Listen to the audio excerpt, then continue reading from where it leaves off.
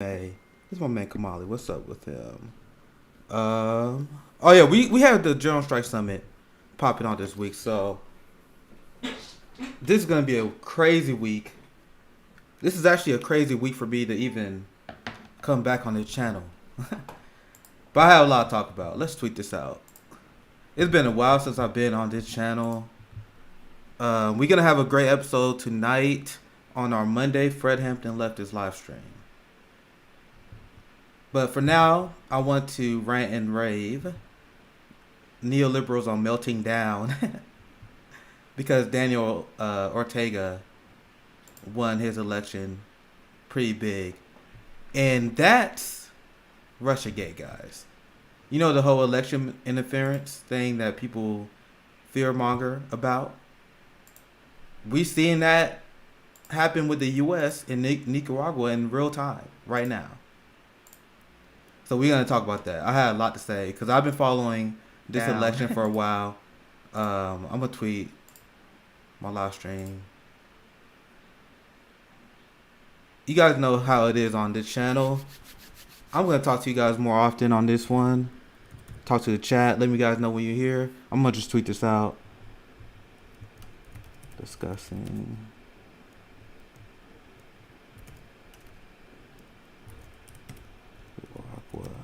elections.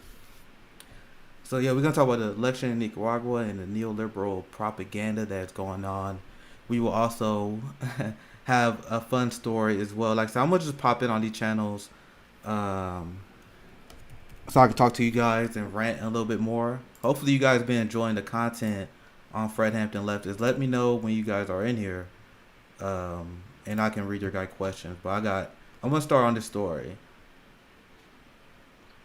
We have the General Strike Summit that is this weekend.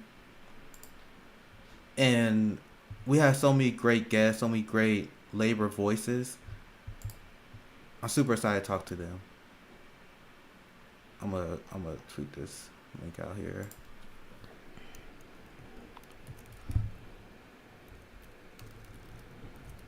Discussing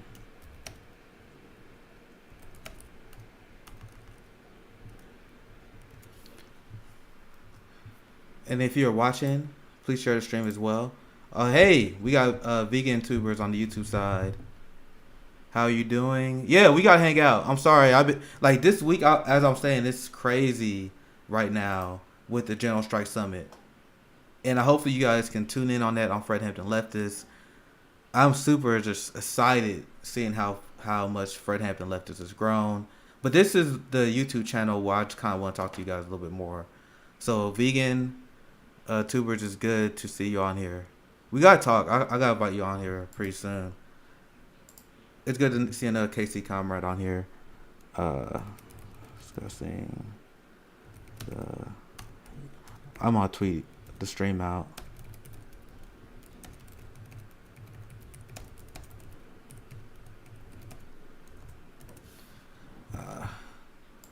You guys know how it is. I gotta tweet this out so we can get some people in here. I know it's been a while since I've been on this one, so people are probably just shocked that I'm going live. But let's get started. And we're also going to talk about the media propaganda. Last tweet.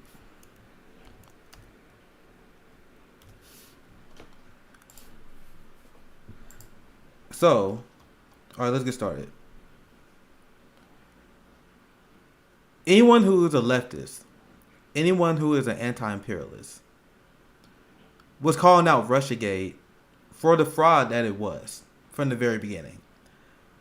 Aaron Mate and Jimmy Dore, they doing a good job exposing Russiagate. Even to this day, you still have people pushing it, and you guys know it's going to come back.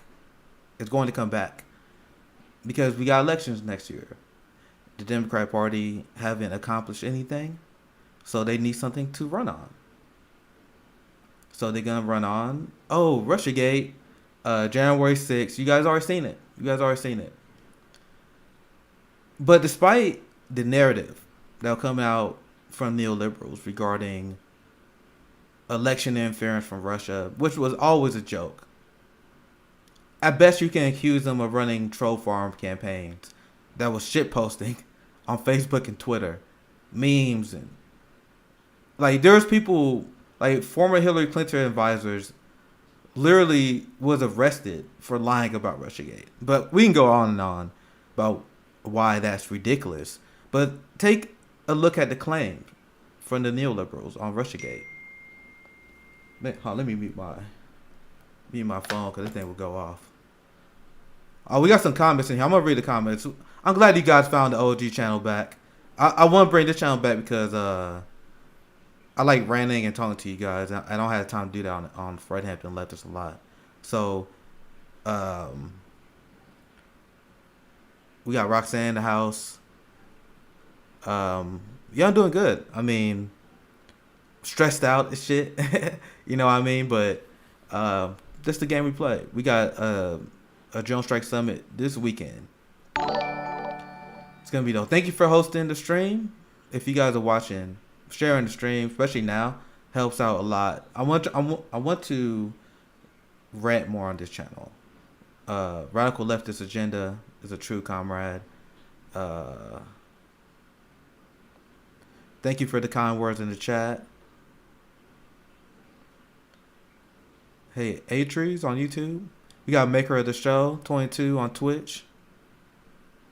He said he loved these type of streams. I'm gonna bring him back. Guys, it has been crazy at Fred Hampton Leftist, but I think we are hitting a really good spot, and I think I can start reloading these old streams because I like to rant. The Fred Hampton Leftist channel is bigger, but I miss this old community I have that was on Twitch and on YouTube, and I'm thinking like this time at 4 p.m. Eastern time, I think I'm gonna just dedicate this time to me ranting and going through stories. But make sure you guys check me out on Fred Hampton Leftist because that's still like my passion. Like the people who watched this channel at first, they knew how much I talk about starting a black leftist network. Like Fred Hampton Leftist is something I've been talking about since last summer. So the fact that we have a General Strike Summit with so many people excited to help us, that says a lot. And I'm super excited. I'm super happy about that. I'm not gonna lie. I'm super happy about that. It is tough because despite what a lot of people say, there's like no money in this. there's like no money in this at all. But I'm an anti-capitalist at heart, so I just like the fact that I'm actually in the game, fighting, organizing. You know what I mean? So let's get back to the story.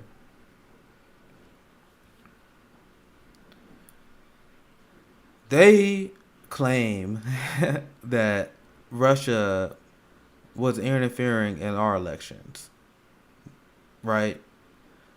But I covered on Fred Hampton Leftist how you had U.S. social media companies, Facebook, Instagram, they was pulling Sandinista activists' Facebook and Instagram page down. You have the New York Times and Washington Post running insane propaganda straight, and I'm going to share with you guys the propaganda they've been running soon.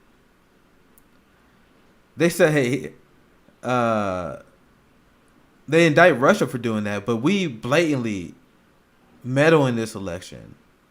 We had our elected officials that was threatening Nicaragua before the election.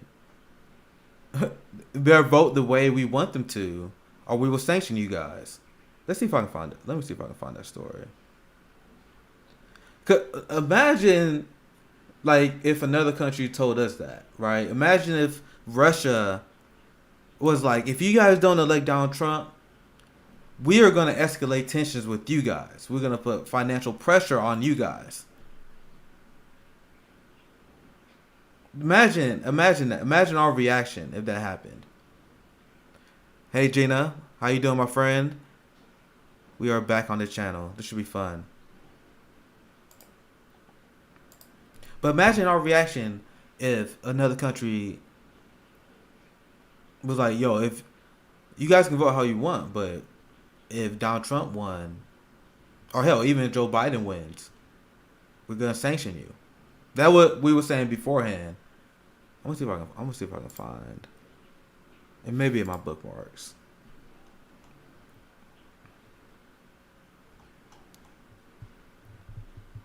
I'm gonna see if I can find the. And by the way, the United States also was delegitimizing this election with no evidence. Weeks before the election, even before the election took place, they were claiming, "Oh, this election is fraudulent."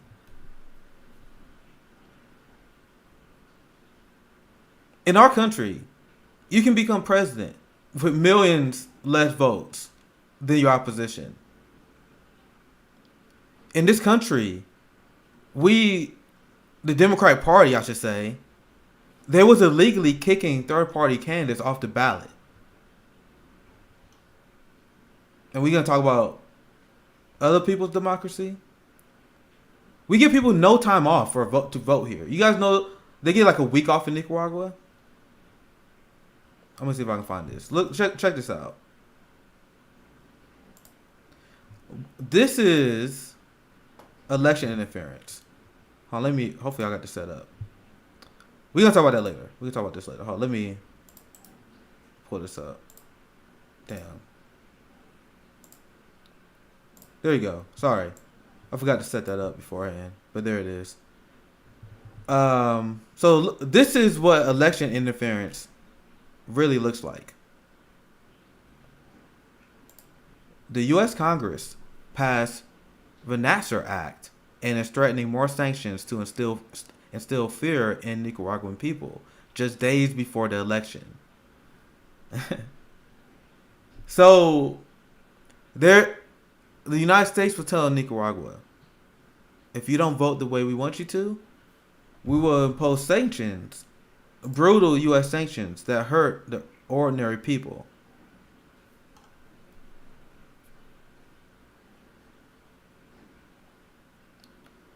That's election interference. That is what election interference looks like.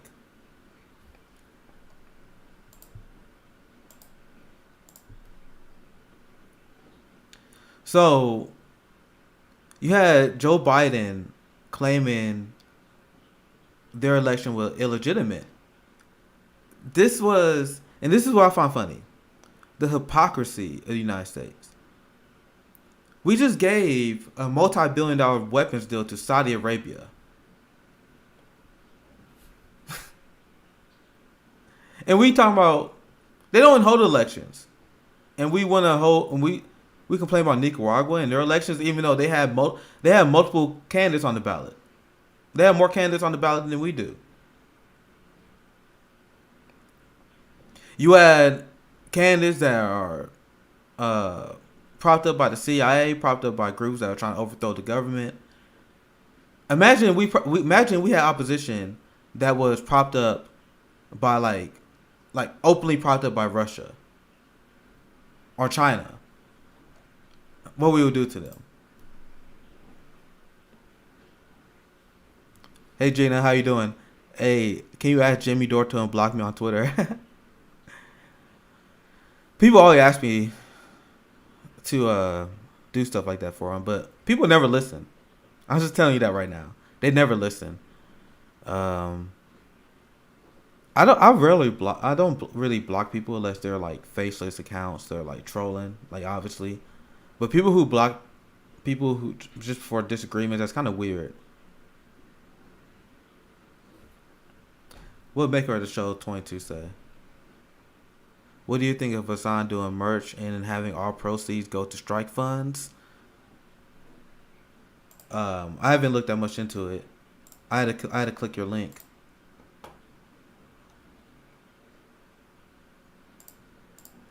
But I got a few things to share here.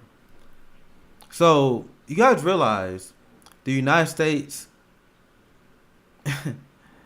You had Jill Stein, who was asking to debate. She simply wanted to debate, and she protested an event that, in a real democracy, she would have been allowed to debate in. And they handcuffed her. That is what our country did. And we talking about what the elections are fraudulent in Nicaragua. How does that make sense?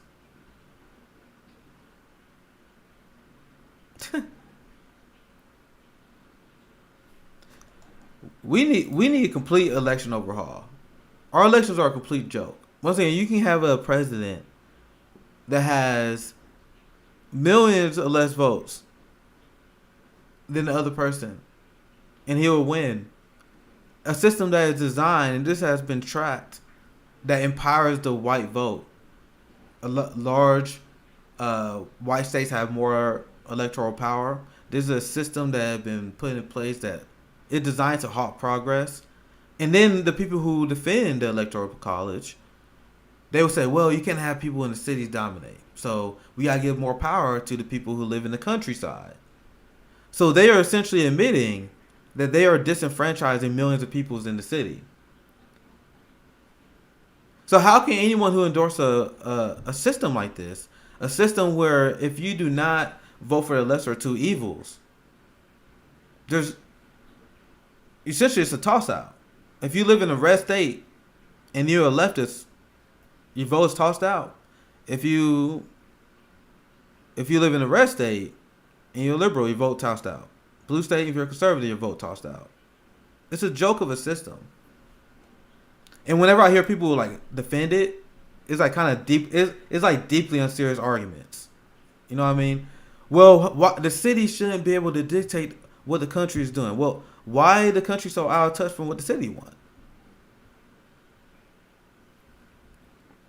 Like, so there's no benefit for minority rule. I've been waiting for someone to explain this to me. Well, they were like, well, you had the tyranny of the majority. Okay. What's the benefit of minority rule? What's the benefit of only having a few amount of people just because they own more land to dictate society? It's not even a democracy. We live in an oligarchy, and we want to complain about Nicaragua that has 6 candidates on the ballot, like Actress on YouTube said. You had election observers that was witnessing the election, like Ben Norton. You have Fiorella Isabel from the Convo Couch. Pasta was down there as well. A lot of independent media journalists was down there sharing what was going on with the election. But you have our corporate news media. We are the most propagandized country. I hope you guys realize that. Look at this. Look at the Neolib breakdown here. Hold up, let me.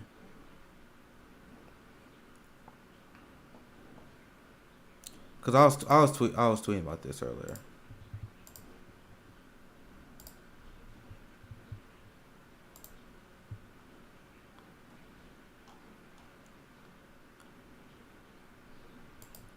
Oh, let me find the tweet. I want you guys to see what the propaganda is like in this country. And when you read all these headlines, I want you guys to think about our elections and how they are held. So check this out. This is the neoliberal meltdown. And this is why I said the United States is the most propagandized country. Nicaragua descends into autocratic rule as Ortega crushes dissent. He crushes the dissent. He crushes dissent by winning elections. That's what they're saying. So the left in America has been completely crushed by this rigged system. This is a rigged system where the person who raises the most money wins elections at around a 91% rate. They track this. Around 91% rate. The candidate with the most money. You can predict who's going to win. This is why at Fred Hampton Leftists we laugh at electoral politics. This is why it's a joke. You can predict who's going to win the election. Who raised the most money? 91% in a study. 91% of the time they win. So if the left, which constantly getting crushed, like Nina Turner was just crushed in Ohio, right? Bernie Sanders and his massive coalition was crushed twice. But look how they wrote the story. Ortega is winning. I don't think they made it official yet. Winning by a landslide. So they said he crushes dissent.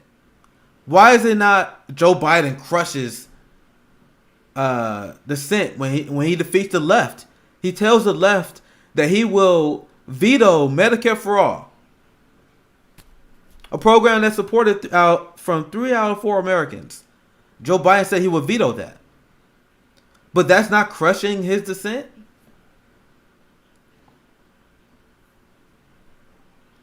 See, and this is the funny thing. Look at the sub headline here.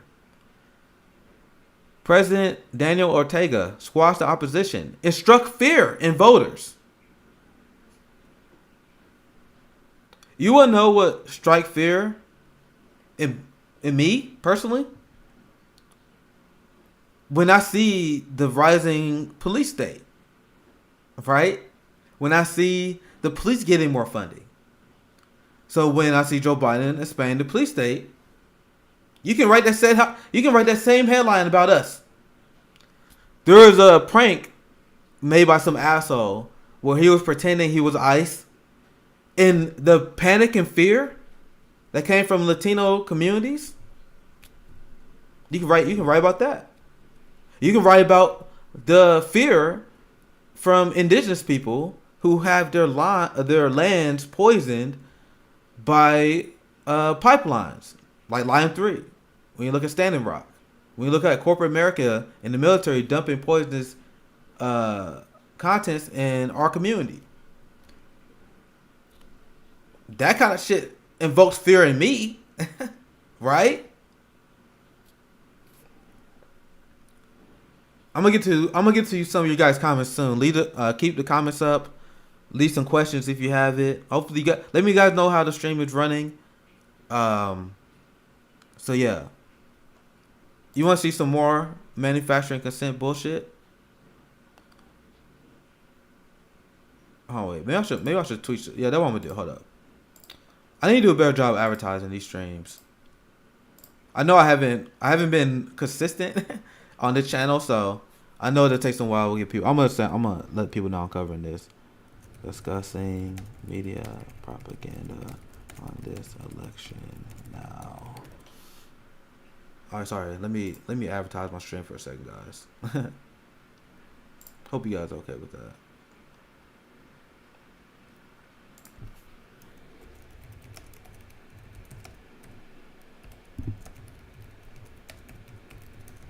If you guys leave questions, I'm more than happy to answer them as well. I'm gonna finish this segment though. Okay, so let's finish looking at the propaganda here. Have I seen Caleb's video from Nicaragua? Keenan, can you do me a favor? If you have that and you want to link it, we can play it. That's fine with me. Yeah, Wesley on YouTube said like Biden crushed dissent in 2020. They are throwing a bitching campaign because Ortega dominated the election. QKR. I'm glad to see Quaker Socialists on the stream as well. Do we have you on the panel? Do we have you on the panel on the General Strike Summit? Ivana Drink says, so when does the U.S. CIA back coup in Nicaragua begin? Oh, it's already starting, guys. I'm gonna dive into that more as I cover the story. Actually, I already showed this, guy. I went over this earlier, because this was the response to what the tweet I showed earlier. Because even before the election, see, look, this is from Kawashin News. It's a great news source there. I covered this a little bit earlier, just in case you're watching the stream now. The U.S. Congress passed the Renaissance Act and is threatening more sanctions to instill fear in Nicaraguan people just days before the election. So they pretty much like, yo, if you don't vote the way we want you to, we will sanction your ass. And we all know sanctions are war crimes because they target the most vulnerable people in the population. We all know that. So what you say is 100% correct. And this is why I say the U.S. CIA back coup, the operation is already starting. Because when you sanction a country, especially the way they are implementing sanctions in South America and the global South, in the Middle East, these sanctions are designed to starve their people out, so they will turn against the elected leader and party they want to dethrone. That's the plan, right? Roxanne said, "I dedicate today's election turnout in Nicaragua to Ana Navarro." Isn't not Anna? She's the person who said her dad was a Contra, right? Ana Navarro. The Contras who literally tortured people, like innocent villagers. You guys know they will cut people's hand off. They also cut people's hands at the fingertips.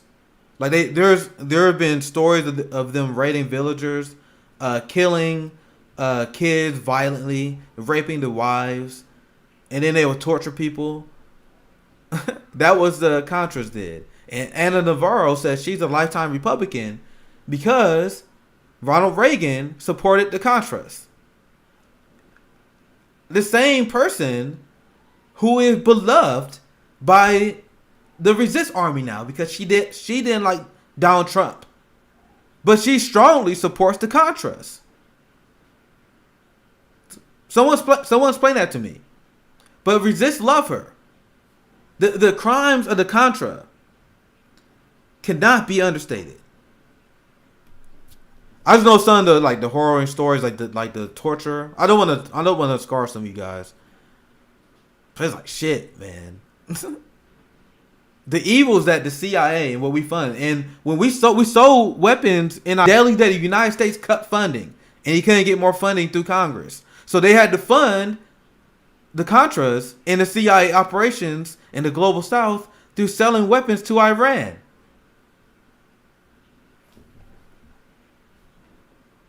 We have the moral high ground over nobody. Roxanne, friend of the show, she said Contras were evil. Ivana said the shit the CIA did in El Salvador during that time. Oh boy. I'll be honest. I'm 100% honest with you guys. I need to read more about what the CIA did in El Salvador. Do anyone want to drop some knowledge in the chat that I can read? Because I'm still learning more about what the CIA did. Their crimes. Fuck. What is the justification of keeping the CIA? I'm gonna let people know. Boss the CIA.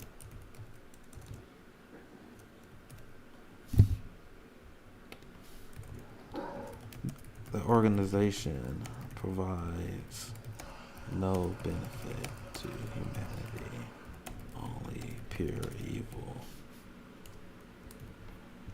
I think that's simple. Tweet, but you guys know, and I can find this article very quick. I'm veering from the story a little bit, but OGs of this stream know how it is. I'm gonna find the article so I can show it first. Oh, I'll spoil it. The CIA approval among Democrats is higher than Republicans now. You guys know I want to show my work, so here it is. Load, you bastard. Okay. Democrats now give the CIA higher marks than Republicans do.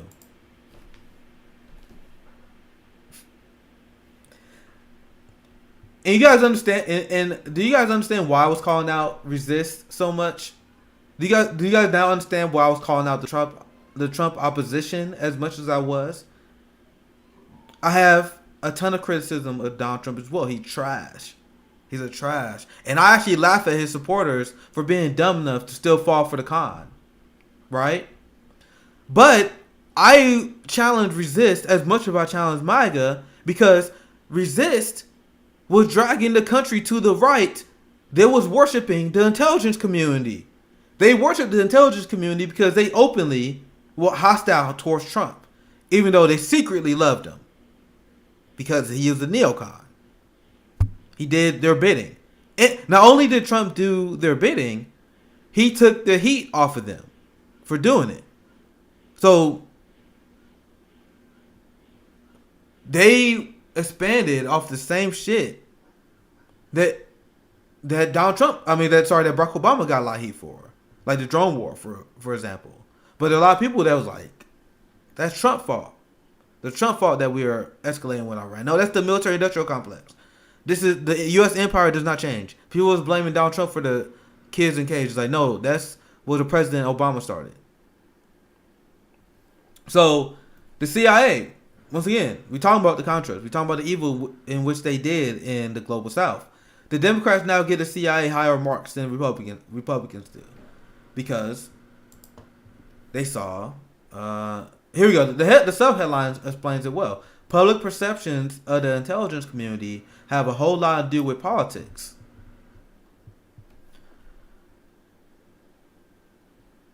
I think that says it all, right? So pretty much Donald Trump was talking shit about the intelligence community, and liberals was like, in pure partisan response, was like, oh, CIA good then. CIA good. All right, let's continue to talk about the election. Let's see what some comments say. Tony Plow said MSNBC told Dems that Comey and Mueller were heroes, and they believed it because Trump. I was explaining to people that there are no heroes in this fucking story. There are no heroes in this game. So my explanation to people was that I don't have Trump derangement syndrome. I dislike Trump because I dislike all of them. I dislike all of the ruling class. Trump is just one and more of the same. And the liberal establishment was just upset that he beat them at their own game. That was it. When you look at the play to pay politics, when you look at the criminal white collar connections, when you talk about enriching your family through politics, Joe Biden is historically known for enriching his family through politics. Everything that Trump had, Joe Biden could raise him on easily. But that's the lesser of two evils for you. It convinced people of ridiculous ass shit. All right, I'm gonna try. Let's get back on track on the story.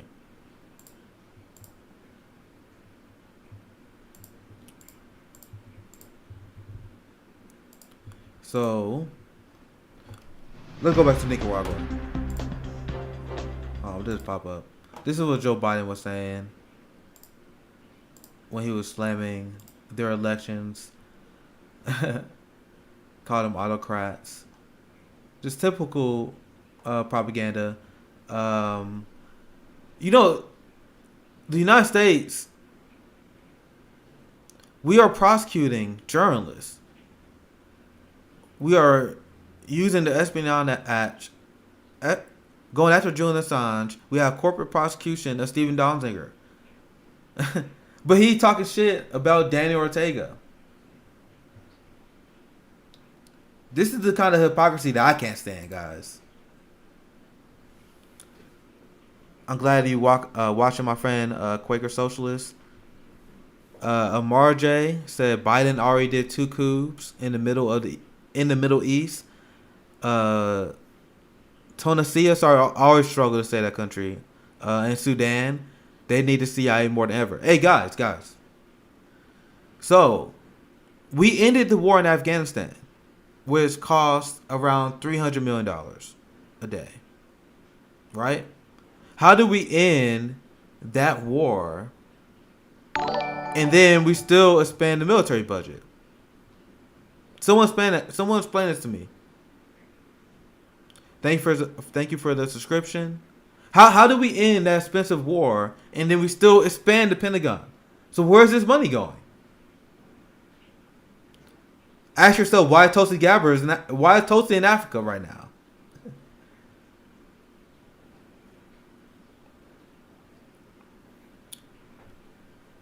Let's see what else. Any comments I missed? Let me know how the stream is doing. I'm gonna try to do these at 4 p.m. Eastern time. I gotta get back in the groove of being on this channel, but I like ranting and raving with you guys on here. If you guys enjoy the stream, support Patreon. Also Cashapp SocialistMMA. It just helps a lot as a citizen journalist. We also have a panel discussion on race. We talk about race on Friend and Leftists. We make y'all motherfuckers uncomfortable. I don't care. People are like, oh, don't talk about race, it's divisive. Nah, we did talk about race. We gonna make y'all uncomfortable. We gonna make y'all uncomfortable. So I yeah, Quaker. I miss this community. Like Fred Hampton Leftists is kind of insane sometimes, but this community is like nice and chill. And I can try and get some friends and we can just talk some shit. The Red Precarian with great factual comment. 1954, Guatemala. CIA overthrows the democratically elected Jacob Arbenz in a military coup. So yeah, just another military coup. The CIA is responsible for. They're dropping some comments on the YouTube side. They're dropping some knowledge. 1959, Haiti. The U.S. military helped Papa Doc Duvalier, I can't say that, become the dictator of Haiti. They always probably dictators. And the hypocrisy of someone like Joe Biden to attack Daniel Ortega as a vicious authoritarian, even though the United States backed a vicious authoritarian when they was countering the Sandinistas in the 70s and 80s. The same government that they backed is the same neoliberal regime they will kill journalists. They were prosecuting protesters. They were having actually judicial killings of political opponents as well. That is who the United States was propping up. Let's get some more into this. I'm sorry, I'm like veering all over the place, but I try to talk to you guys as well. Thank you for the super chat, Steve. All the support, it helps out a lot. Thank you, my friend. Here, let me see what. Let's see. I'm gonna show you guys this. But this is what I said over the story with them threatening sanctions. The U.S. is literally using the threat of deadly sanctions to coerce Nicaragua to reject the Sandinistas. This is why people who fear-mongered over Russiagate were useful idiots. Nobody come close to interfering with the U.S. elections like we do. Like, this is everything that they've made up and accused Russia of doing. We did to the nth degree. Nicaraguan President Ortega expected to win re-election as country veers to dictatorship.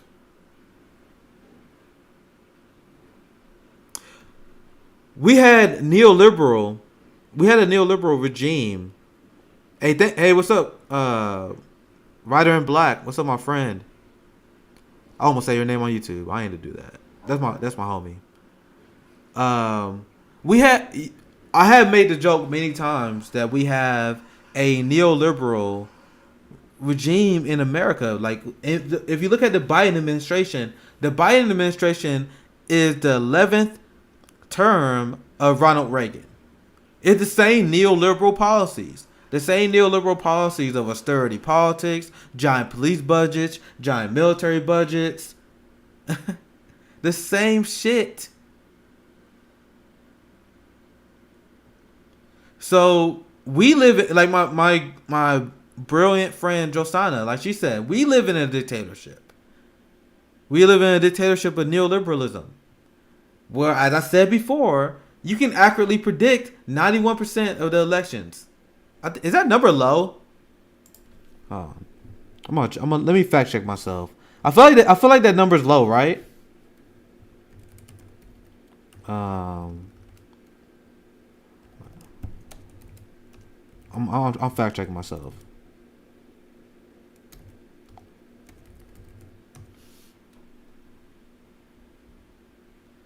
This one says 9 out of 10. That doesn't really Yeah, I was right. 91%. Well, that's from 2014. This one 2014. This one right here.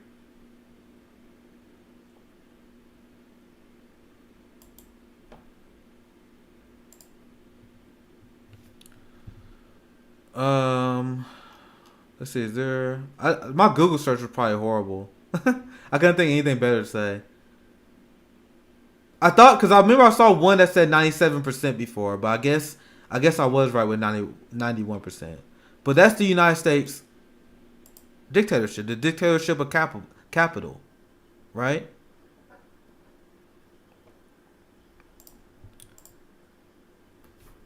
All right.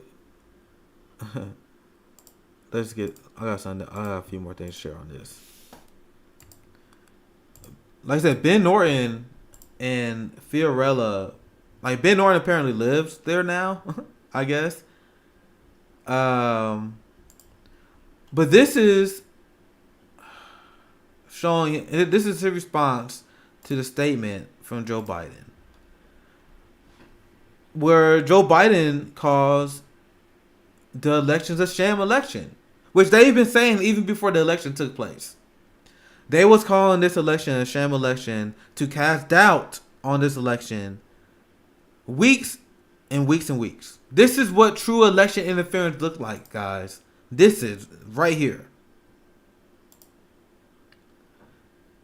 Ben Norton talks about the United States history of oppressing Nicaragua, backing the Somoza dictatorship.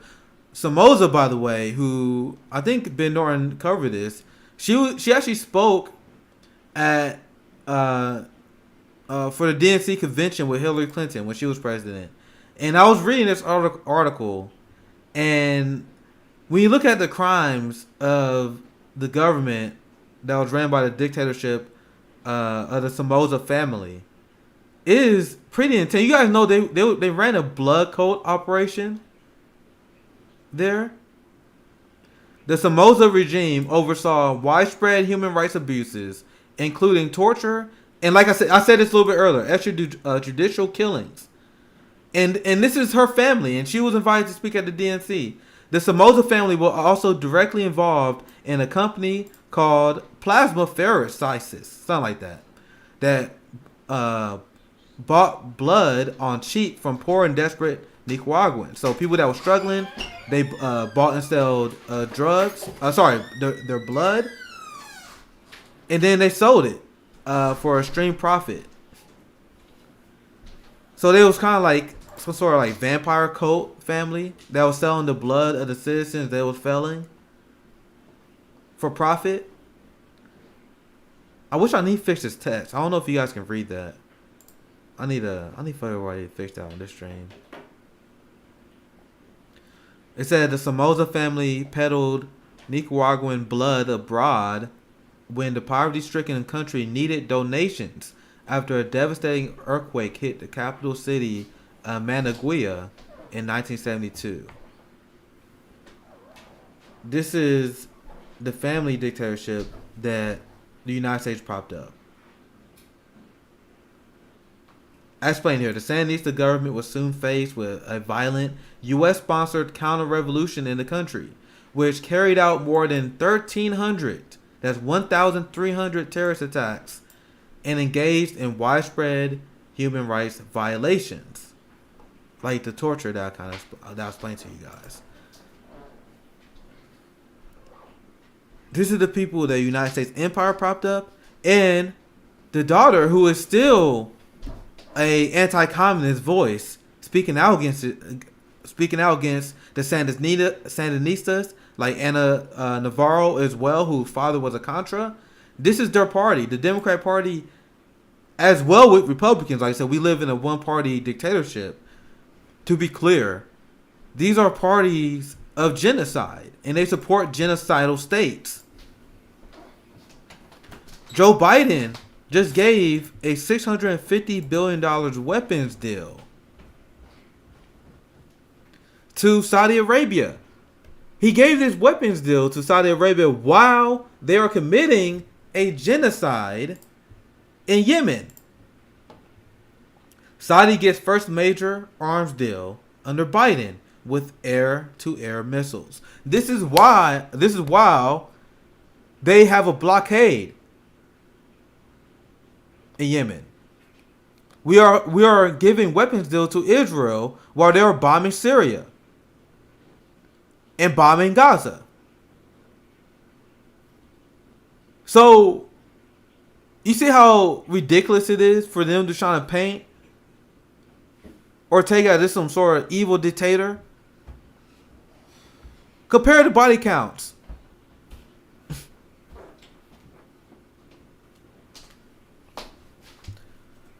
This is why I listen to my international brothers and sisters. When you live in the imperial core, our number one priority should be calling this out. We are the number one terrorist threat in the world. Easily. There is not one ruler that you can list a body count that is longer than Joe Biden's. That is longer than Kamala Harris in her very short career. I just want to be clear on that. I'll read some comments and I'll continue with the story.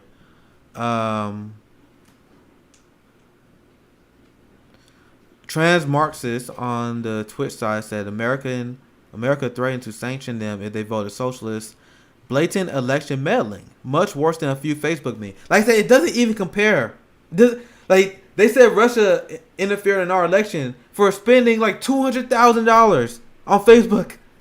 That's nothing compared to the billions that is spent across networks.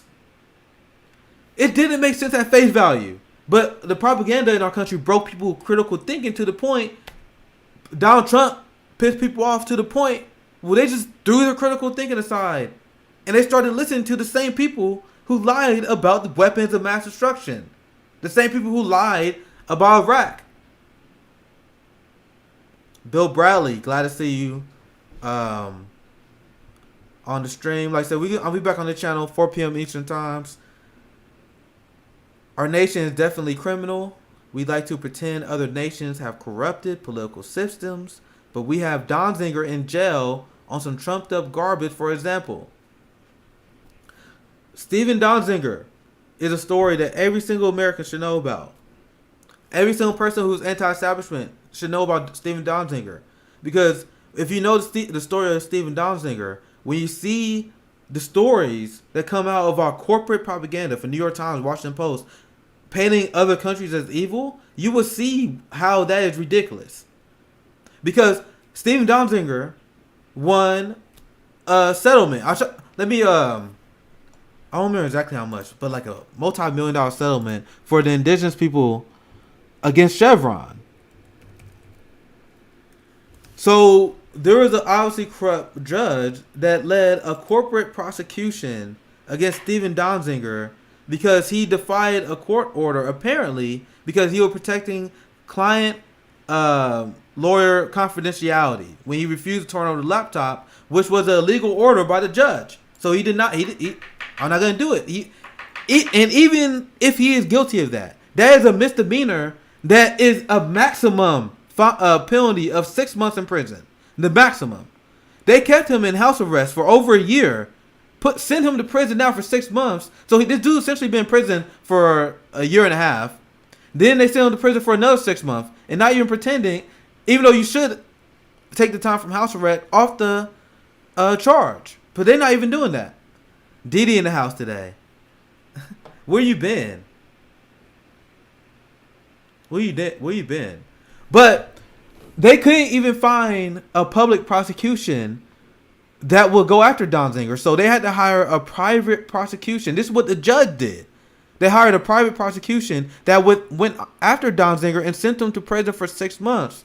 And with the charge that Stephen Donziger had, He should have had a trial by jury, but they used corruption in order to bypass a jury of their peers in order to prosecute him. Because they know anyone who read the story would never prosecute this guy for winning a settlement for indigenous people for Chevron on some technicality, on some judge who is paid off by Chevron. Like, it's corruption on top of corruption. Didi, what's up? Why are you blowing up the chat? We're going to be back on the channel, Didi, 4 p.m. Eastern time. So, you're late this time? Don't make that same mistake next time. I'm just playing. Anyway, I went on a tangent on Stephen Dawes. Oh, yeah, I'm talking about, like, the corruption of the corporate state, blah, blah, blah, whatever. So, let's continue to debunk the narrative coming out. Because, once again, the people that are there, and once again, there's a reason why the United States was pulling down Facebook and Instagram accounts of Sandinista civilians and pretend they were bots. And they got the power to do this by manufacturing consent with Russiagate. So what did we tell you guys? Do not repeat or propagate Russiagate because it will go against the left. So they use the entire, like, well, Facebook, we got to make sure that Russian bots are not influencing elections. They use that as a cover to take down the social media pages of people who actually watching the election. There were 2 people on Facebook today who were debunking the U.S. talking points on this election, and now they was banned on Facebook. We covered this on Fred Hampton Leftists, The Gray Zone, Jimmy Dore. We talk about it a lot, how they banned Sandinistas on the lead up of the election. And now we got people being axed on Twitter now. Big accounts. And you had leftists pushing for social media censorship. And this is what I explain all the time. When you push for social media or censorship, the expansion of the state in any way, they built the political capital by saying, oh, we're going to fight Russia. Oh, we're going to fight terrorism. Oh, we're going to fight white supremacy. They use that fear to expand the state. Then once they expand the state, they turn the resources that you guys gave the state. Like, you guys gave them the power to censor people. So now they got the power to censor people. They're going to use that against indigenous people, black people, the left, and worker class movements. Why do you guys think I talk shit about January 6th? Why I laugh at liberals who gaslight and fearmonger over it? Because they fearmongered over January 6th. They was like, oh, we got to expand the police state because there's a white supremacy uprising in America. Even though white supremacy always existed. Like, you guys think the people that didn't vote for George Bush wasn't racist? The Ronald Reagan, when he was calling people welfare queens? Anyway, I digress. They said, oh, we got to fight the white supremacists that stormed the Capitol on January 6th. So we got to give the Capitol Police surveillance powers, and we're going to expand their budgets. And this is what the squad voted for. They were complicit in funding the police more. So what did the police do with that money? What's the police got the more money at the Capitol? What did they do? There was indigenous activists that was protesting Line 3 on Indigenous Peoples Day, formerly known as Columbus Day. Formerly known for anyone who's conscious, right? The Capitol Police went after them. Was they going after Trumpers? No. There was indigenous activists, I shared the Twitter video before, who was getting beat up by cops on Indigenous Peoples Day. That is what the money you guys gave the police after January 6th. All right, let's get into some comments. But we back on the 4 p.m. Eastern slot.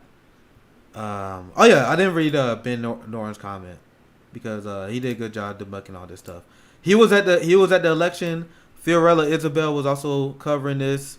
The Convo Couch was down there. See, this is the neoliberal establishment propaganda. This is person from the New York Times.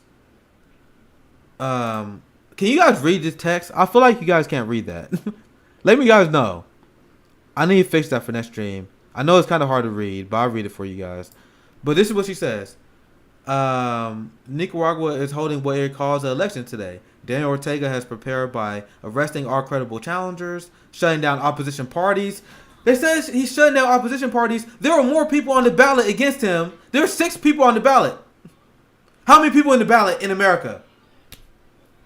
The Democratic Party illegally forced Green Party candidates off the ballot. There are People Party candidates that are trying to get on the ballot that are fighting Democratic committees in their local area right now that wants them off the balance. But they are saying that Daniel Ortega is shutting down opposition parties. The Green Party is an opposition party to the Democratic Party. The People Party is an opposition to the Democratic Party. And the Democrats are shutting them down. She said banning large campaign events. That's very vague. Closing voting stations en masse. Look, all this stuff is easy debunked by people who are there on the ground. Like Ben Norton says. He said, a fake news from U.S. government mouthpiece, New York Times. Unlike this propagandist, I'm actually in Nicaragua.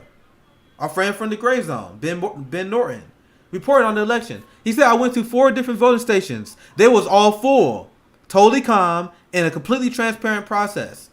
And there are 7 options on the ballot. 6 opposition options on the ballot compared to how many we have. 1, the illusion of choice. The person that's going to continue to say neoliberal policies, that's the opposition party we have in America. Your choice in America. Vote for the person who wants to send billions of dollars of aid to Israel. Or vote for the guy who wants to send billions of dollars of aid to Israel. Vote for the party who gives trillions of dollars of corporate bailouts to corporations. Or vote for the candidate who gives trillions of dollars of money to corporate bailouts.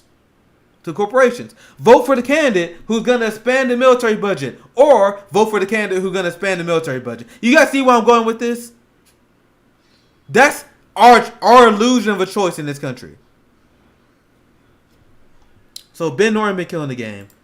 Once again, Fiorella Isabel from the Calvo Couch, another one. Her and Pasta down there report on the elections. She says U.S. allies and propagandists are lying about the election in Nicaragua. I was in the region of I can't say these today, where voting went on without a hitch in an organized and efficient and secure manner. So you have all these people who are actually there. And once again, this is a pattern that we've seen in states that the United States want to undermine and overthrow, where they paint a false narrative. And the only way that we can debunk the narrative is through the independent journalists, these citizen journalists. So big up for them for actually being there. That's great work. And as I did, they got the day off to vote. Did we? Did we get a day off to vote here? No.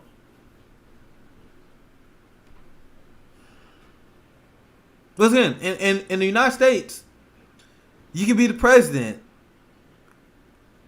lose by millions of votes, and still win.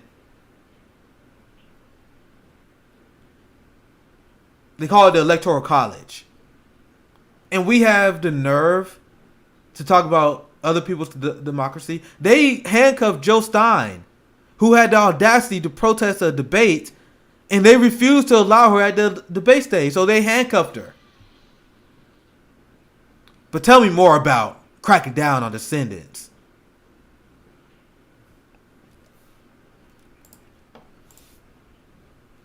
You guys want to see some more propaganda? You guys want to see how our corporate media works? The Economist, they was running crazy headlines talking about the evils of Daniel Ortega. You can see this one here. But you see, every time there are leftists that wins office, you see how they fearmonger? How to unseat Daniel Ortega. And this is the Mexico president, Mexico false messiah. Evo Morales, they fear-mongering against him. Evo Morales' resignation prompted a chorus of denunciations of a coup. But this time, at least, the critics are wrong. So this is them denying the fact that there was a coup. Which anyone knows, I think. This is where they call for a military option. They said we can't rule it out in Venezuela.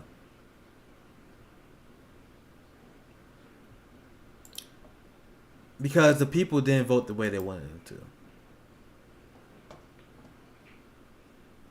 All right, let me read the. Let's get caught up on some comments. Dee Dee's in the house. I told you, Dee Dee, we're gonna have you on this stream. We're gonna be late night, and we're gonna be talking about some theory. When I'm talking about theory, I'm talking about why we should resist the propaganda against the DPRK. Tell the people about the research you've been doing, Dee Dee. I'm going to keep this peer pressure campaign up until we get you on the stream. Mona Lisa in the house. We got to put pressure on these fake ass politicians. Hell yeah. Blue Moon Red Wine. Friend of Fred Hampton leftist. After Mexico, they're shitting themselves because it was a third party. E. Heller said the gaslighting game is next level. See, it took you guys a while to find this stream, but I'm starting to see friends of Fred Hampton leftists on here. I'm going to be on here 4 p.m. Eastern time. Just talk some shit.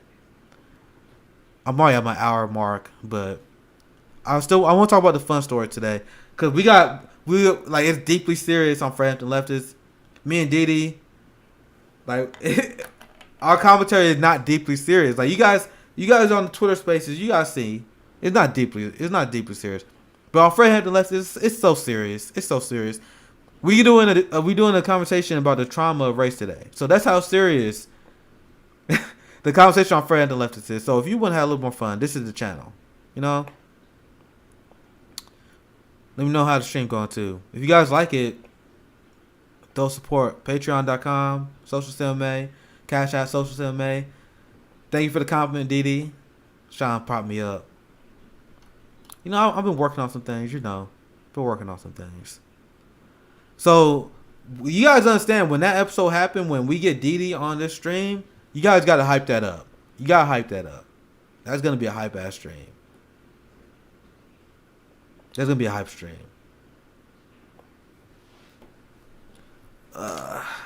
Let's see. What else have you learned about, Dee Dee? I know, I've been reading a lot about Nicaragua, just so I can counter the U.S. propaganda. I was just reading about, they sold weapons to Iran while they was bombing Iraq to fund the Contras that was torturing Sandinistas because they couldn't get congressional approval after the CIA was funding them because they found their tactics to be too brutal. So the debate is how much Ronald Reagan knew, right? I'm sorry if I'm blanking on a name, but there was some military general who was actually prosecuted for this. I'll be honest with you guys. I'm not perfect with names. I know the concept though. You know, I know the concept. So some guy, he was prosecuted, and then there's a lot of people who say Reagan probably didn't know, and I can see that because what I tell you guys is that when you look at the president is a puppet in a suit. You had Joe Biden coming out with statements denouncing the election in Nicaragua, right? Let me ask you guys something. Do you guys really think that Joe Biden know what the fuck going on in that country?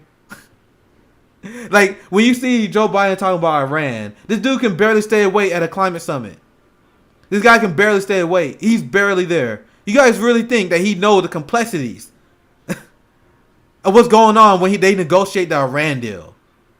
No. That's Anthony Blinken is running the administration right now. And the neoliberal cronies that donated to Biden. That's why they got this tax cut out of the bipartisan infrastructure framework, right? Someone talking about Rick Ross. I saw the story of Rick Ross is insane. I'm not talking about the rapper. I'm not talking about the fake one. The story of the real Rick Ross. I saw it pop up on the stream. Let me find it. So he admits, bro, the CIA was in contact with all the dealers in the hood. All the dealers that was making a ton of money. And he was blowing the whistle. It was bro, why no one listening to us? And now that's known as fact because we now know how the CIA funded a lot of these terrorist operations when they was doing Operation Condor, when they was killing socialists in South America. They funded a lot of these black off the book operations with the drug trade. And there are a lot of dealers they'll set up as the fall people. Like they know the CIA knew that they could tell the story, so they sent them to prison. They sent a lot of these people to prison on some deeply entrapment on the highest levels. Right? That's what they did. This is not conspiracy. This is what actually happened. I think I found a comment. Bill Bradley. So I didn't read your comment beforehand. He said the only one that went to jail. Oh, I think he was talking about Oliver North. I think that's the guy who went for jail for the Contra scandal, right? I told you guys, you guys see, I know the concept, but sometimes when it comes to like the names of some people, I forget the name. So I think Oliver North was the person that was prosecuted. The only one that went to jail was Freeway Ricky Ross, the street level dealer the CIA used in L.A. Yeah, they had contacts in Miami selling coke for them as well. There are a lot of people that blew the whistle on that. Like the CIA and our corporate institution that lie about everything. People blow the whistle on this stuff. Like whenever you explain what our government do and what the CIA do, people will say, "Well, there's no way that happened. There's no way something like that happened. If something like that happened, wouldn't someone say something about it?" You guys ever heard that? Like when I explain to people about like how the CIA used the drug trade to fund like covert terrorist operations, they're like, "Well, if that happened, why didn't no one tell? Someone would tell." That's how you think we know, because we got whistleblowers. Rick Ross. Like, so you guys explain exactly why the concept is true. Because you guys say the concept is true, people will leak about it. And that's how we know. That's how we know about a lot of these things. That happens. Because there's some motherfucker that'd be like, "Yo, I gotta tell somebody some shit." Well, you guys know the name of that guy who on his deathbed admitted a lot of the crimes the CIA did? Let me Google it. See, I tell you guys, I be reading things, but I be forgetting the names of these people. There was some guy who on his deathbed was like, "Yo, look at all the crazy shit we did." Let's see. I'm gonna type in CIA deathbed confession, cause I read about this a long time ago. Dude, I don't know. See, I just googled CIA deathbed confession, and I'll be honest with you guys, I see a lot of shady links. I'll let you guys decide for yourself. I see a lot of shady links here. I didn't even see. This is a story I didn't even know about. It said this one's like fact check. The ex-CIA agent did not confess to killing Bob Marley. I didn't even know about that one. I didn't know there was some dude that confessed to killing Bob Marley. So USA Today did a fact check on that because they had to like clean that up. Now this one says there's a JFK deathbed confession from key CIA figure. Maybe that was the one I heard about. Maybe, I don't know. The deathbed confession from key CIA figure implicated Lyndon B. Johnson.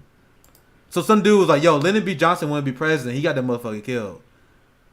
So, but once again, I do want to emphasize, like, I'm looking at some of these stories here. It was like, I don't know which one of these are true or not. I'll be honest. But once again, my point is, this is how we know about this kind of stuff, right? Because there's always some motherfucker, there's always some person that was like, "Yo, we funded these death squads in South America and Central America." Someone tells, and then the establishment denies, and then people are like, "Oh, you got conspiracy theories for talking about it." That's how it works. Let me see what you guys are saying in the comments, because I know we're getting a little bit off the rails. Bill Bradley said Ross had no idea of the CIA link. The journalist Gary Webb broke the story, and he was found dead under mysterious conditions. Wow. So Gary Webb broke the story that the CIA had a connection to Rick Ross, and then he was found dead.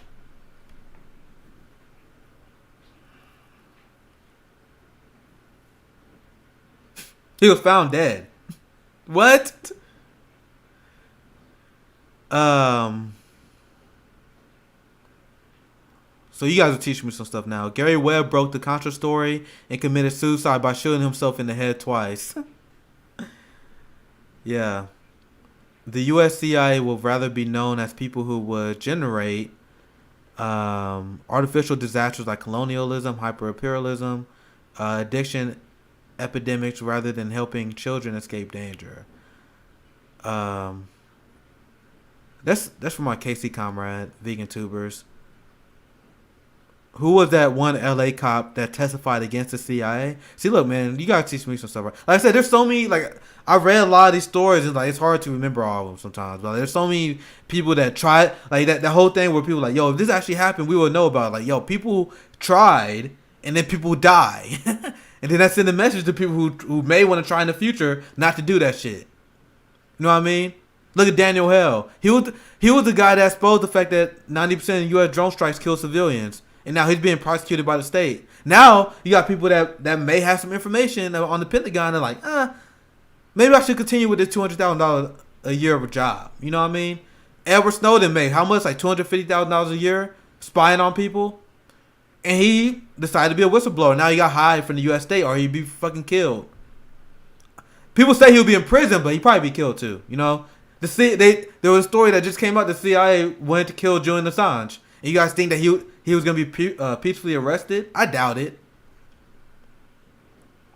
I hope I made my point clear there. Let me get some more comments.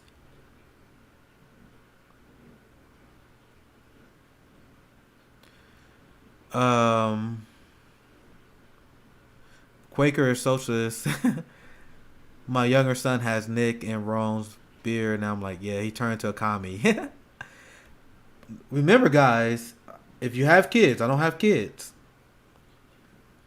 but I think strongly about this. If you have a kid, it is your job to turn them to a communist.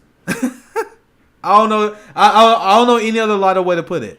It's your job to quote unquote brainwash your kid into being an anti-capitalist. Why do I say this? Because if you do not teach your kid the history of U.S. imperialism, if you do not teach your kids about our radical black revolutionary leaders, if you do not teach your kids to be anti-capitalist and to be communist, the schools in our propaganda system will get to them first. Why would you turn over the education of your kid over to the same people like the Rockefellers who wrote the education system? The capitalists, like, who designed our education, like, you see they are trying to ban, like, teaching about race in schools, right? They already banned teaching about basic stuff like revolutionary history. Like, I didn't know about Malcolm X and Fred Hampton until I was a fucking adult. Because in high school, they taught us Malcolm X was the wrong one. They say, oh, Malcolm X is radical. No, he just preached basic Marxist ideology. Basic revolutionary thought. That other countries understood, and that's how they accomplished their revolutions. So Malcolm X was right on the money, to the point where MLK was like, at near the end of his life, was like, yo, I see and I understand Malcolm X's point of view now. Did they tell you? They didn't tell me that in high school. They was like, yo, MLK and Malcolm X didn't like each other. That is not true. They had a small disagreement on the use of militarism in revolutions.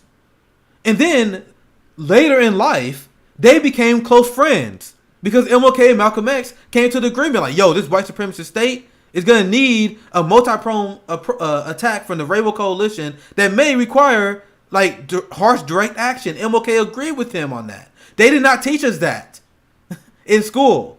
And that's just one example of things they didn't teach us. So my point is, if you're not teaching your kid to be a communist, if you're not teaching your kid to be anti-capitalist, your kid will get capitalist propaganda, and he's going to be misled.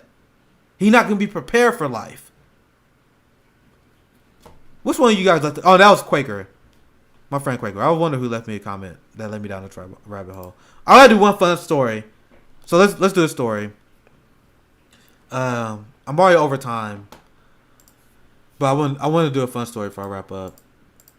I'm gonna try to keep these to an hour so I can do these more often. 4 p.m. Eastern.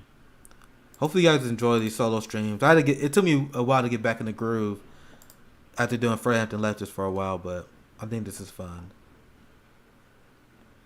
Tony said, my boomer mom radicalized me. I'm so lucky that my parents was pretty apolitical. Because I hear stories about people with like shit little parents. I'm like, bro, that sounds horrific. That sounds horrific. So, like, my mom didn't care about politics. And my dad used to teach me about the racism in the system. Like, he wasn't like as radicalized as I was. But my dad would say shit like, yeah, I think people should have health care. Yeah, our system is racist as hell. So he was like a leftist, but he was not a leftist, you know? He's like the kind of person who he naturally leans anti-establishment, but that will happen when you don't read theory. You know what I mean? If you don't know like the theory of why you should be anti-establishment, you become my dad who knows why the system is fucked up, but he's still kind of like Obama. You know what I mean? So my point is, they was apolitical to a point where I didn't have any parents pushing bullshit on me. So I had a chance to politically develop on my own. And my mom, she's so supportive that she don't give a fuck about politics. She like Bernie just because I like Bernie. She's like, she didn't care about politics. She's like, yo, how Bernie? I remember during election, she's like, how Bernie doing? She supported Bernie just because I liked him. And RJ told me stories about his Neolib shit lib parents, and I hear stories about comrades who have parents they damn near had to cut off because they're insane Trump, MAGA, shit libs or whatever. Like shit, that sounds awful. And you guys who are radicalized under those situations, you guys are real ones. I'm gonna be honest. You guys are the real ones.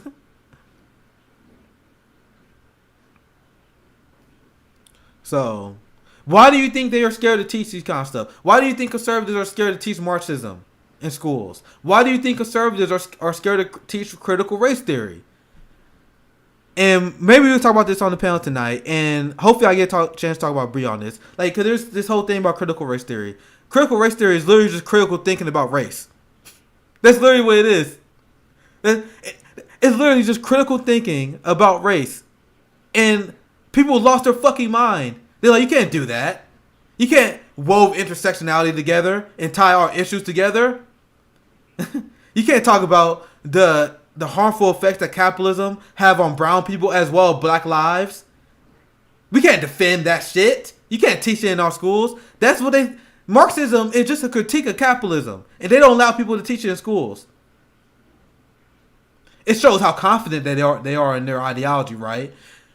The same conservatives that say, "Oh, we all about the open exchange of ideas. We believe in the freedom of thought." These guys don't buy it. They are not. These guys are not for the freedom of thought because these people want to ban teaching alternatives to their system in schools. Anyway, I need to move on to this next story because I want to get to this fun story. Let's talk about Kamala and the failing Biden administration.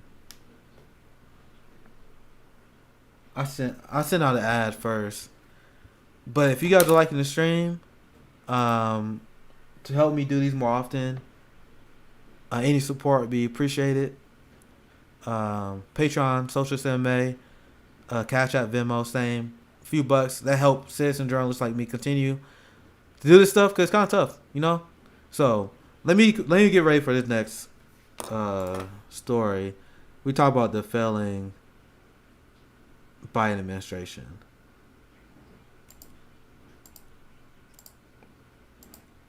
I think I just got those up.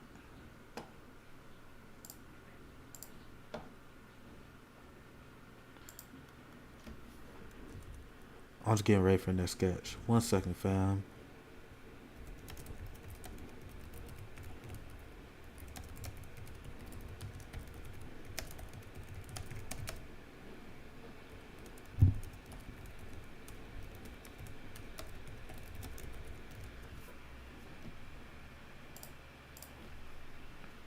And also, another thing, I think this next segment I'm we'll do on Biden and Kamala. If you guys have any other questions, I think I can answer some questions after this, as well, so you guys can leave those if you guys want. I'll try to get ready for the story.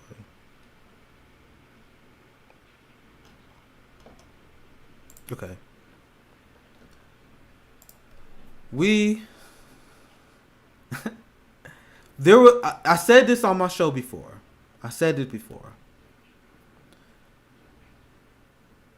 Once people realize that when they supported Joe Biden in the Democratic Party, and the reason why they did so was because they had Trump derangement syndrome, I seen people saying that the Democratic Party is not gonna like miss out on this opportunity. Like these kind of arguments that like people like Vosh was making.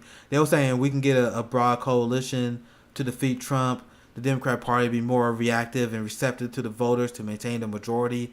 This falls under the assumption that they give a shit. That whether they win or lose, right? And we have seen the Biden administration lie, scale back on every single every single promise. Like I have covered over the course of the last year, documenting all the lies. I just wrote an op-ed, which I'm gonna do a live stream breaking this down maybe sometime this week. I wrote about the worst fears I had of a Biden administration.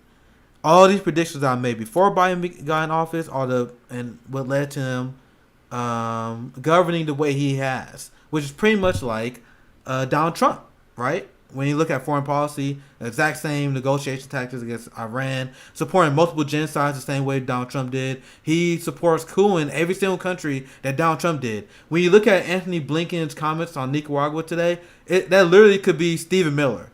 Like that tweet can come from Stephen Miller. When you look at Kamala's response to the immigration crisis, that could literally be a tweet from Steve Bannon or from Stephen Miller. So when you actually disengage from the culture war, like the shit they talk about on CNN, the shit that you see is debated in the public eye, once you divorce yourself from that false reality, you realize that we have one real party, one dictatorship, the dictatorship of neoliberalism. So when I oppose Donald Trump, I oppose Trumpism. But I oppose Trumpism in all its forms. The neoliberals, they only oppose Trumpism on his decorum. When you see the expansion of ICE and kids in detention centers, kids in cages, when you see the funding of the apartheid state of Israel, when you see this stuff, this is Trumpism. When you see the Democratic Party embrace Juan Guaido, when you see AOC follows Juan Guaido on Twitter, and when you see them support sanctioning the Venezuela people the same way that Donald Trump did, that is Trumpism. When you see trickle down economics, where they actually just gave the rich another tax cut with the bipartisan infrastructure framework, right? That's Trumpism. Trickle down economics is Trumpism. Denying the climate crisis is Trumpism. Expanding offshore drilling is Trumpism. Giving weapons deals to Saudi Arabia, this is Trumpism. So when I say I resist Trump, when I fight against Trump, I mean it. And what pisses me off is the people who got political clout, like the Lincoln Project, that do not resist Trumpism. So now, there are people, at least the people that are not as brainwashed by the corporate propaganda, that are starting to wake up. They're starting to wake up and realizing that they essentially voted for blue Trump.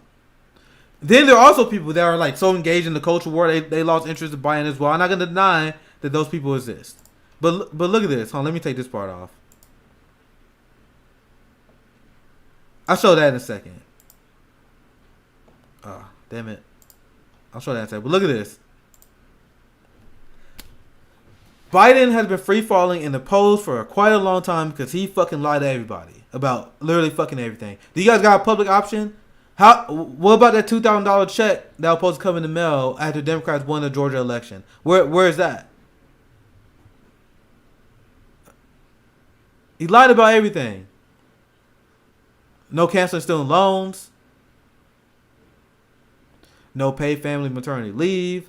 Like, a lot of these things that they like, oh, we got negotiated out of this infrastructure deal. You guys can just pass them individually, fucks. And you guys control all levels of government.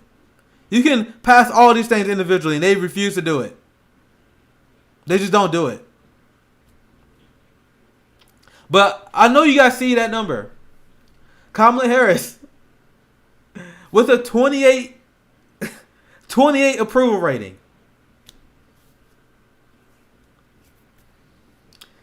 This is what happens when the neoliberal establishment tries to make fetch happen. It's not going to happen. Kamala Harris ran in a Democratic primary despite being propped up by every single liberal news establishment. Being propped up by Wall Street. Like, they couldn't have gave her a knee-jerk election to run. But she is such a horrible politician. She completely tanked. She was destroyed by Tulsi Gabbard. She was made a fool. And ended with 0 delegates. She got the same amount of delegates as we do. That's the most relatable thing about Kamala Harris. Right? We all got the same amount of delegates she do. She had to drop out before Iowa because she was like 5th place in her own state. So you can't stay in the election and lose the primary and place like 4th or 5th in your state because that would be devastating to your political career. So they had to yank her. We got plans for you. Let's make you vice president. And K-Hive thought that if they yank Kamala Harris and install her as vice president, somehow you're going to trick the American people into liking her.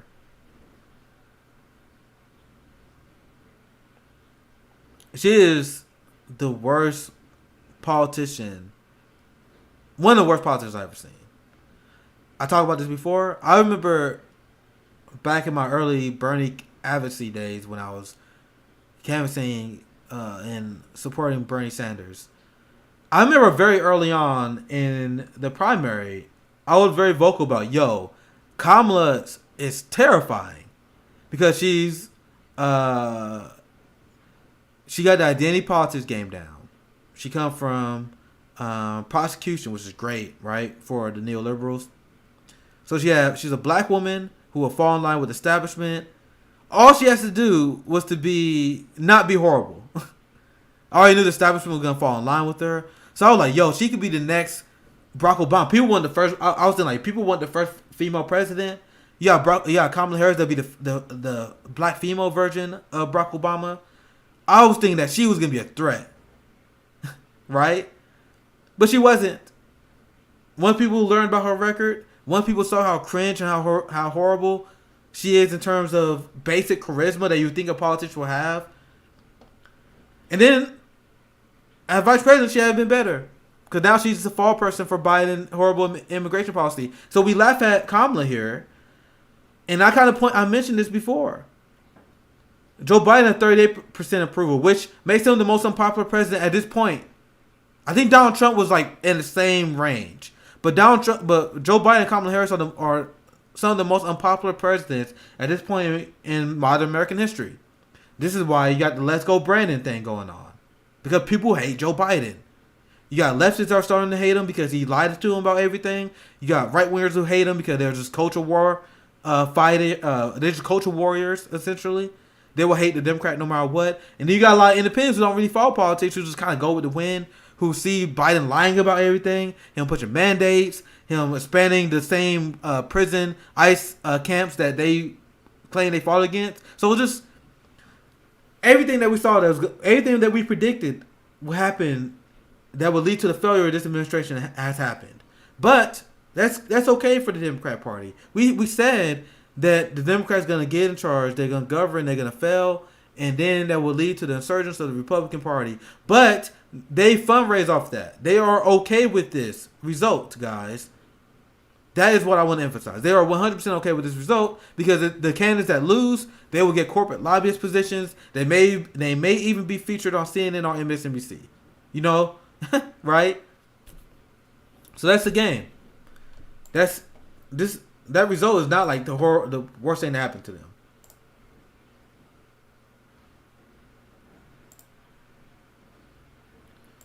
So this is one thing that happened to Biden. One thing that really crushed his approval was he lost over 20 points with the Gen X crowd, which is like, first off, sorry, Gen X. I meant Gen Z, younger voters, and black people. Black people approval for Joe Biden dropped by 20 points. Young people, 20 points. Because black people now realizing that Ice Cube was right. When Ice Cube was like, yo, we shouldn't vote for these people without anything. Remember when Ice Cube said that and everyone melted down at that? Remember when I said that and a lot of white people melted down at me for saying that? That, yo, we shouldn't vote for the Democrat Party unless we have a concrete black agenda? This shit that we were saying at Fred Hampton leftists. All the members. Right? But people are starting to realize, like, fuck, why we keep voting for these people? They're not doing anything for us. They're expanding the police budgets. They're expanding the police budgets. They're expanding ICE. They're giving Saudi Arabia weapons deal. They're funding a genocide in Palestine.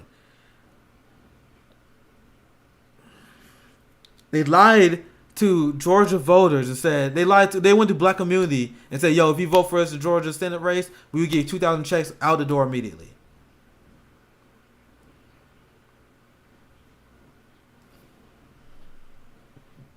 But man, I still have things to cover. But we have a stream on Fred Hampton Leftists tonight as well. And I want to keep these to an hour. I already went over. So yeah, Kamala Harris at 28% approval. We are seeing the failure of the Biden administration.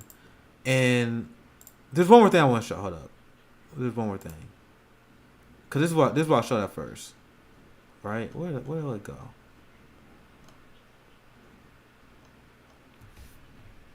But pretty much it was a story that, yo, Democrats are screwed. They're going to get blown away in 2022.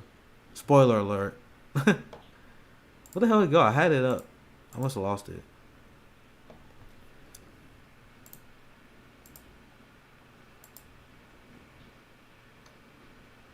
Fuck. Well, the story I was about to report on, the Democrats, I'm trying to find it. I think I'm going to go find it. Damn it.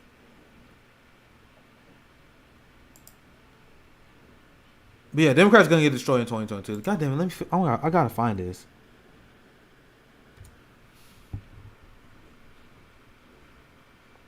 Composer showing they're really behind. Jesus fuck. I might just cover it next stream. I don't know why I lost the story. But yeah, polls are showing that they were going to get crushed in 2022. But we are like this. These electoral cycles are so easy to fucking predict, man. Like I have been saying this. We at Friends like to say what this was going to happen. We like even if Joe Biden win, the Democrats are going to get in charge. They're going to do nothing. They're going to lose in 2022, and then they're going to lead to a rise of Trump again in 2024. Bro, you know how much it drives us crazy to see this train wreck happen in slow motion and no one realize it until it's too late. At this point, Donald Trump is going to win again in 2024. Or if it's not Donald Trump, you're going to have what's his name? Ron DeSantis in Florida. Ron DeSantis in polls is scheduled to clean the clocks from Joe Biden and Kamala Harris. But we already knew this was going to happen. Check us out on Friends and Leftists tonight. I'm going to wrap this up. Check us out tonight. We talking about race. We're going to have Dr. Kareem Batesh on there. Peter Beatty, CJ. We have Professor Zinkus on. Looking forward to talking to him. We had a lot of smart people on this panel. There are a few more people, but CJ knows them more than me. Check that out tonight. 8:30 p.m. Eastern time. That'd be 7:30 Central. And we also had a General Strike Summit this week. This week at the General Strike Summit. Hype levels. Also, Quaker, I know you're watching. Quaker Socialists. We need to have you on talk about mutual aid. Have someone reach out to you yet on that? Let me know. But the race conversation, we have a schedule on Friend and Leftist. It's 8:30 Eastern time. We have a big panel on that. If you guys enjoy the stream, I can do more of these if you guys can help support the work on Patreon, SocialistMMA, Cashapp SocialistMMA, Venmo SocialistMMA. That just support me as a citizen journalist. Despite a lot of people say like we don't make money on Friend and Leftist because there's 8 of us, splitting a small YouTube channel. So if you guys want to support each individual journalist at Friend and Leftist, please donate to JB's GoFundMe, support Rome's Tour for the Poor, donate to Affinity's Freedom Fighters, And donate to citizen journalism. Help support my journalism as well. So thank you guys for watching. This Socialist MMA. Sign out. Take care, guys.